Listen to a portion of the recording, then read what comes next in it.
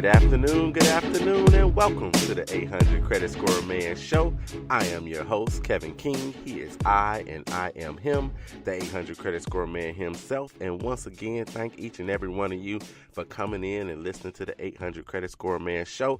I truly, truly appreciate it. Supposed to be every Saturday at 1:30 Central, 2:30 Eastern, 11:30 a.m. on the West Coast. But I missed y'all for a couple of weeks. So if you don't follow me on social media, follow me somewhere. Get to my Facebook page, 800 Credit Score Man, Instagram, 800 Credit Score Man, on Twitter, at Credit Score _Man on Twitter.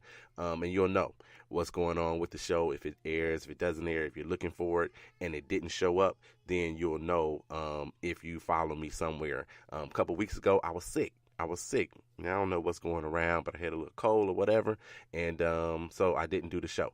Then come the next week, I think I went a little too hard because I felt so good, and I had a little relapse, and so last week didn't have a show either. But last week I also had the financial seminar that was sponsored by Living Purpose Church out of Aurora, Illinois. So we had the seminar on Saturday at the Eola Center. It was a great seminar. I learned a lot of things about budgeting, credit, as well as mortgage last Saturday. So if you missed out, you missed it again. But we'll be back. I'm going back. I'll probably be with the same people when we go back to Aurora, Illinois. So you guys come out, and since I'm mentioning Aurora, Illinois, I want to send my prayers out to the victims of the shooting yesterday, mass shooting that happened in Aurora, Illinois at a plant there. So I want to send out my prayers to all of the victims and all of the people impacted by that mass shooting as well. So let's get on. So, I was sick. Now I'm back and all that stuff. So, I got a lot of shout outs. I'm not trying to do all of them because I don't want to bore everybody else that's not getting a shout out, right? I don't want to bore you guys. So I'm not going to give all the shout outs that I always give. And hopefully I'll get to you. Maybe your shout out's going to be a little late. It might be a week or so after your birthday or 2 weeks after your birthday. But I'm going to get to you eventually, all right? So, look, if the 800 Credit Score Man Show isn't anything, it is timely. So today we're going to talk about not credit necessarily, but we're talking about basically protecting your credit, because today we're going to talk about savings. We're going to talk about savings and emergency funds and things of that nature. So, in light of the government shutdown that happened, I mentioned it, a few weeks ago. I mentioned the government shutdown and how it's impacting people when it comes to their finances. Well, your finances can be and probably is tied to your credit, right? So if you don't have the money to make that car payment, to make that mortgage payment, or if you were already behind and now you're missing a paycheck, you're going to have some issues, and it's going to impact your credit score in a negative way. Now, you've done a lot of work, I'm sure. You probably did a lot of work trying to get your credit score, build it, or you've always maintained a good credit score, and this one thing out of your control could have taken all that down, especially if you don't have any savings saved up. If you don't have something in the bank that you can grab when you need it, if you need it. So we're going to talk about that today. We're going to talk about savings. I'm going to give you some tips on savings. I'm going to throw you a couple personal stories, most likely as well. And I've got some apps that I want to introduce you to, if you don't know, that can help you with your savings as well. So we're going to discuss all those things today on the 800 Credit Score Man Show. I got to give a anniversary shout out. So a wedding anniversary shout out for Pastor Tim and First Lady of Living Purpose Church. They celebrated 18 years of wedded bliss a couple of weeks ago. So I want to say happy anniversary to you guys. I got to give one of my cousins, it's not a show without a king having a birthday. So Ray J, my cousin Ray J, he celebrated a birthday earlier this week. So I got to give him a shout out. A couple of weeks ago, Carmelia Pearson celebrated a birthday. I definitely got to give her a shout out as well. And Jason Robinson, got to give this man a shout out. If it wasn't for Jason Robinson, I wouldn't have found Spreaker, and I wouldn't be on this platform. It wouldn't have extended to Spotify and the iTunes and the iHeartRadio and the Castbox and the Podbeans and all those other places if it wasn't for Jason Robinson telling me about Spreaker. So I've got to give him a shout out and forever indebted to you for that. So let's jump into the show a little bit. So let's talk about this savings thing. So like I said, if you follow me on social media, you might have seen, I posted something that said something like, could you miss 2 paychecks? And so that question got a lot of feedback. People saying yeah they could, maybe they couldn't. Thinking about what was going on with this particular government shutdown. Now it doesn't have to be a government shutdown for something can happen with your employer. You can get furloughed at an employer depending on what you do. You can become laid off at an employer. You can get so ticked off that you actually quit one day or what have you. You can show up to work and the doors be closed. It's happened to me.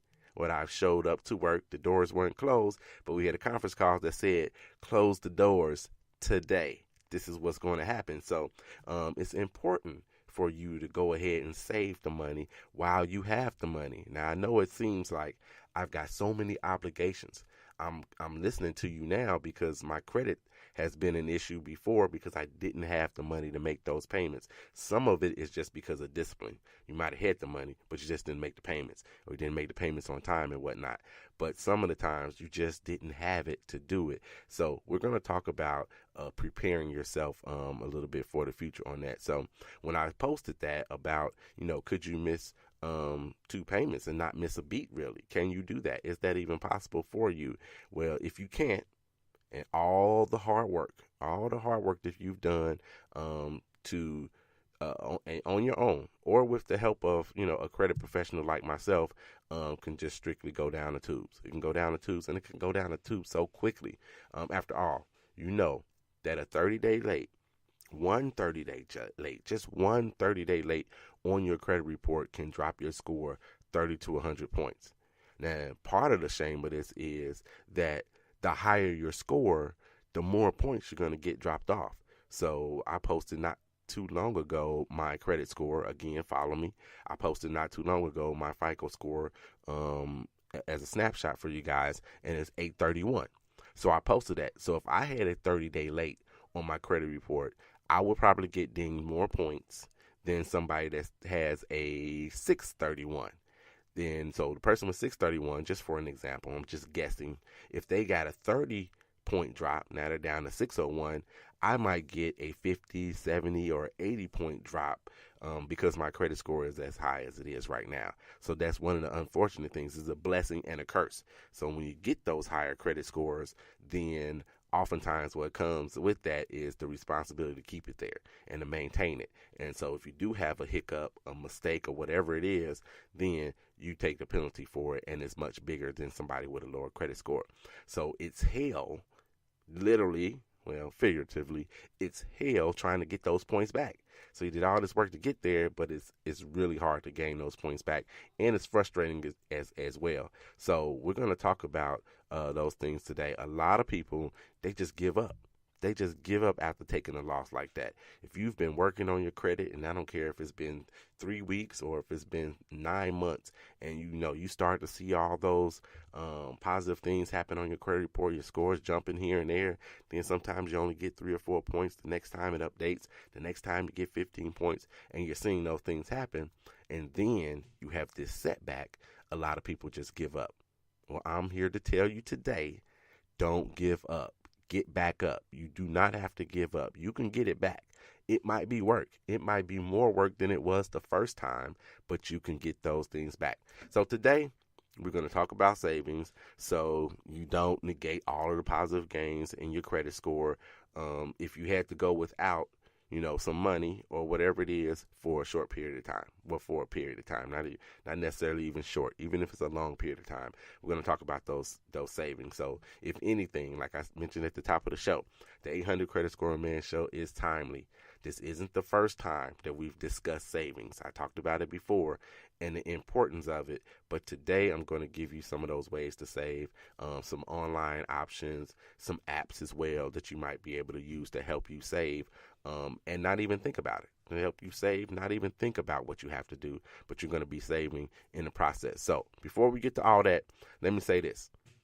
I've been there. So I said I've been there with, showing up at work and then closing the doors. So I've been there, and I'm a saver. I've been a saver since I made my first $2 when I was cutting grass back in the day when I was a teenager. I am a saver. So I've always been a saver. But even though my lifestyle, especially if you know me personally, may not seem like it, because I do have my vices, if you will, and I'm not talking about drugs or alcohol or whatever.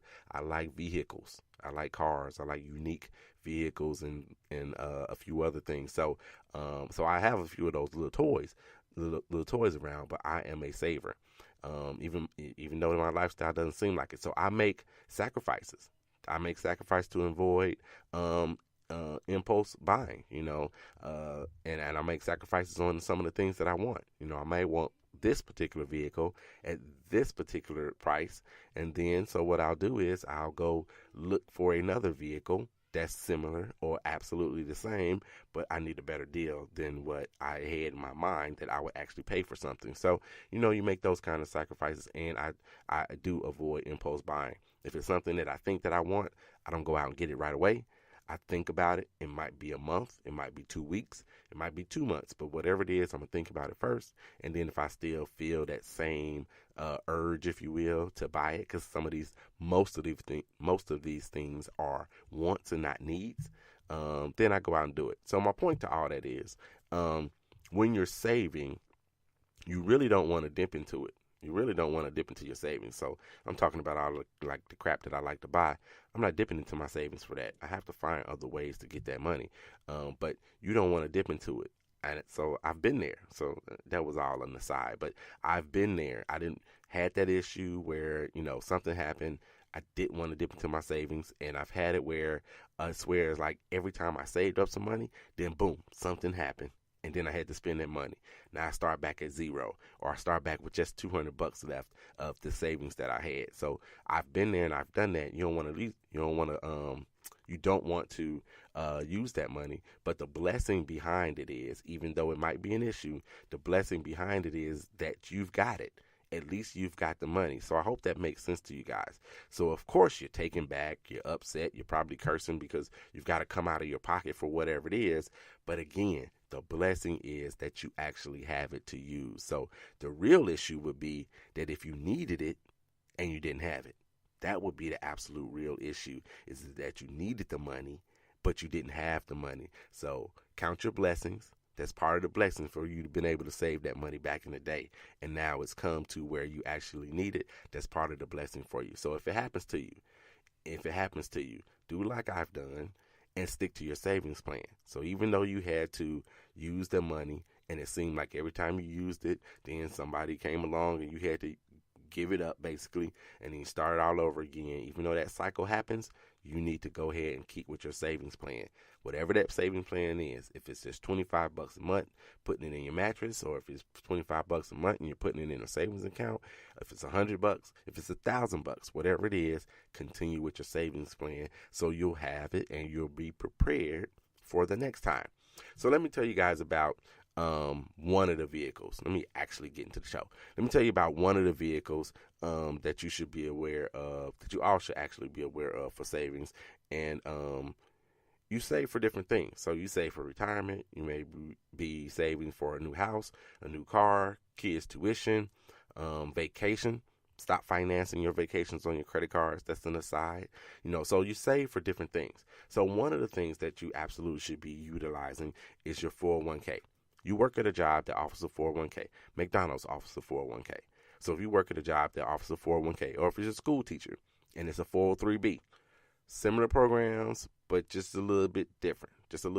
Different name, basically. So if you got a 401k at your job and you're not utilizing that, you should be using that. That is a great vehicle for saving, investing. Typically, it's for retirement. So that's your long term, typically. But there are ways you can get that money. You might have to pay a penalty for it if you go get it earlier than your retirement age, or there are some provisions in there where you can use that money without paying the penalty depending on what you're using it for. So there are some carve outs in there. I'm not a financial advisor in that light, so I'm not going to give you those things, but you can talk to your HR, you can talk to your benefits manager at your job, and they can tell you what you can do with it. But you should be investing in your 401k. You should absolutely be doing that. And most places you can tweak it. So if you think you invested too much and your paycheck's a little shorter than you need it to be, then you can make that adjustment. But you should absolutely be investing in your